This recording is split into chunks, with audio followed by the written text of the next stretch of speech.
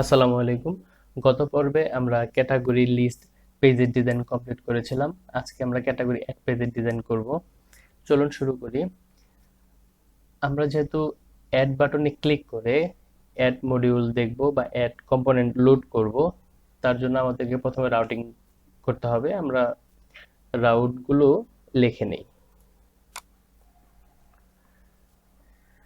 আমরা একটা রাউট লিখি,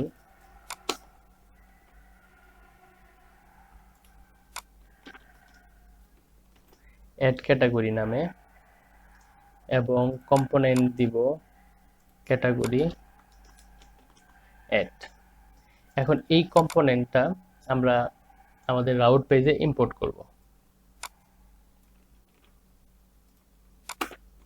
আমরা তো আগে থেকে আমাদের কম্পোনেন্ট রেডি করে রেখেছিলাম, ক্যাটাগরি ফোল্ডারের ভিতরে অ্যাড ডট ভিউ এই নামে একটা কম্পোনেন্ট রেডি করেছিলাম। এই কম্পোনেন্টটাতেই আমরা আসলে ক্যাটাগরি অ্যাডের কাজ করব। হ্যাঁ, তো আমি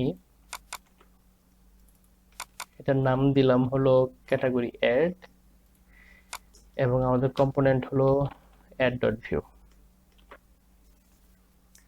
তাহলে আমরা রাউটিং করে ফেললাম। এখন হলো অ্যাড বাটনে আমাদেরকে এই রাউটটুকু বলে দিতে হবে। লিস্ট ডট ভিউ, এইখানে যদি আমি অ্যাড ক্যাটাগরি দিয়ে দেই, এখন যদি আমি অ্যাড বাটনে ক্লিক করি, আমরা ব্ল্যাঙ্ক পাচ্ছি এবং উপরে আমরা অ্যাড আন্ডারস্কোর ক্যাটাগরি দেখতে পাচ্ছি। হ্যাঁ, তার মানে কাজ করতেছে। এখন ব্ল্যাঙ্ক কেন আসছে? কারণ আমরা অ্যাড পেজটাতে, অ্যাড কম্পোনেন্টটাতে আমরা কিন্তু কোনো ডাটাই রাখিনি। এখন একটা কাজ করি, আমাদের কাজের সুবিধার্থে লিস্ট ডট ভিউ পেজ থেকে সমস্ত কোড কপি করে অ্যাড ডট ভিউ এই কম্পোনেন্টটাতে রেখে দিই। এবং আমরা যখন ফর্ম ডিজাইন করব, যেহেতু আমরা অ্যাড করব, তার জন্য আমাদের ফর্ম লাগবে। তো ফর্মের কোডটুকু আমরা অ্যাডমিরালটি টেমপ্লেট থেকে কোনো একটা ফর্ম দেখে নেই। ফর্ম, জেনারেল ফর্ম, আমি এই জেনারেল ফর্মটা ইউজ করব। এতটুকু অংশ নিব, তারপর কাস্টমাইজ করে যতটুকু রাখার দরকার রাখবো, বাকিটুকু ফেলে দিব। এটা হলো কন্ট্রোল এফ, জেনারেল ফর্ম,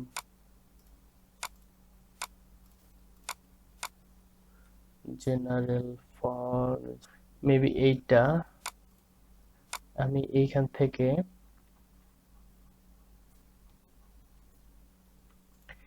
এই পর্যন্ত কপি করি, দেখি যদি এক্সট্রা কোনো কোড চলে আসে আমরা কাস্টমাইজ করব। এবং আমরা কি করব,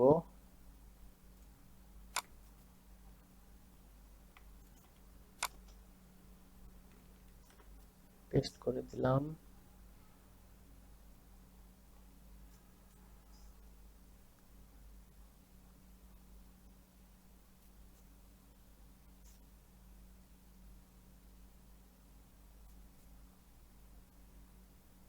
দিয়ে এখন যদি রিফ্রেশ দেই, হ্যাঁ, আমরা কিন্তু আমাদের ফর্ম পেয়ে গেছি, এবং সাথে আরো কিছু এক্সট্রা কিছু ফর্ম এলিমেন্ট আসছে, আমরা ওই ফর্ম এলিমেন্ট গুলো রিমুভ করে দিব।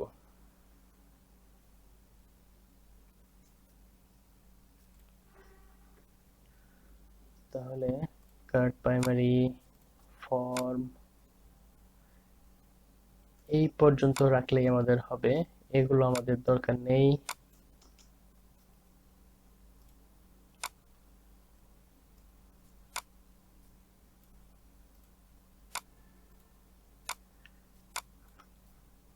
এইগুলো আমাদের দরকার নেই।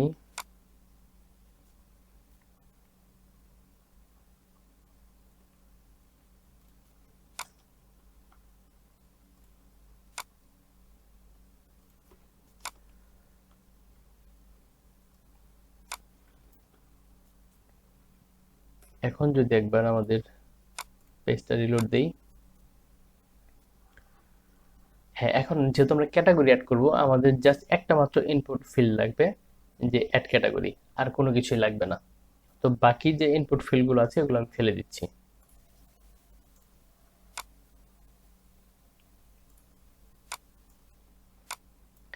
এইটা আমার লাগবে না। এইটা লাগবে না, এইটাও লাগবে না,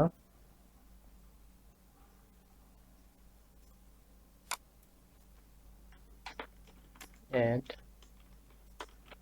new category, category name type text,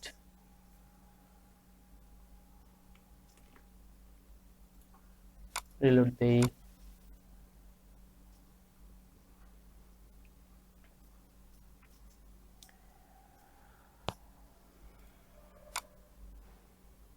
বাটনটা যদি একটু ভিতরের দিকে নিয়ে যাই,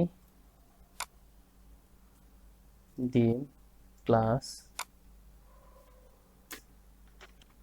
টেক্সট সেন্টার এই ক্লাসটা ইউজ করব।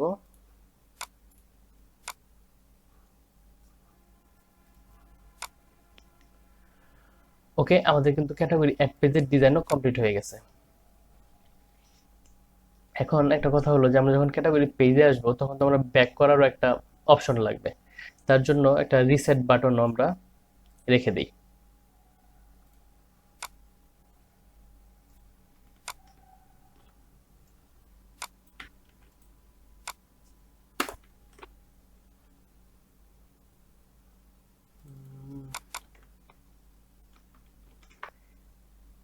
রিসেট না তো ব্যাক বাটন, ব্যাক।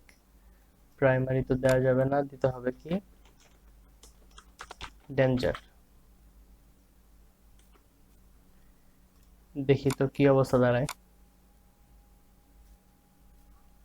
এবং বাটনগুলো যদি একটু ছোট ছোট করে দিই, btn sm, btn sm,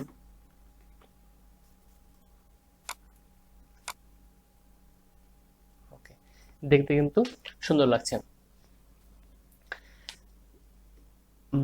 তার মানে আমাদের ক্যাটাগরি অ্যাড পেজের ডিজাইন কমপ্লিট। এখন এখানে কিন্তু একটা ব্যাপার আপনারা খেয়াল করেছেন কিনা, আমাদের কিন্তু রাউটের পর কিন্তু একটা হ্যাশ কিন্তু চলে আসছে। এই হ্যাশটা কেন আসছে? যখনই আপনার ভিউজেসটা ঠিকঠাক মতো আপনার প্রজেক্টটা রান করবে, তখনই এই ইউআরএল এ আপনার এই হ্যাশটা চলে আসে। হ্যাশটা মূলত আমরা যখন আমাদের app.js এই ফাইলটাতে যাই, এই app.js এ যখন আমরা ভিউ রাউটার ইনস্টল করেছি, এই ভিউ রাউটারের কিছু মোড আছে। মোডগুলো হলো হিস্টোরি মোড, আর একটা হলো হ্যাশ মোড, আর একটা মোড মেবি আছে, আমার এই মুহূর্তে মনে পড়ছে না, আপনারা একটু গুগল করলে পেয়ে যাবেন। হ্যাঁ, যখন হ্যাশ মোডটা হলো যে ইউআরএল এ এই হ্যাশ সাইনটা থাকবে, আর যদি আমি হিস্টোরি মোডটা ইউজ করতাম তাহলে কিন্তু এই সাইনটা থাকতো না। কেমন? আর যদি কোনো মোড আমরা ইউজ না করি তাহলে ভিউজেস বাই ডিফল্ট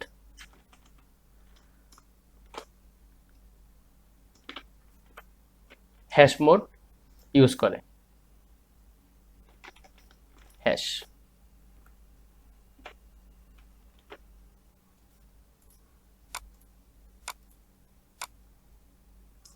ওকে, এখন যদি আমি এখানে হিস্টোরি মোডটা ইউজ করি,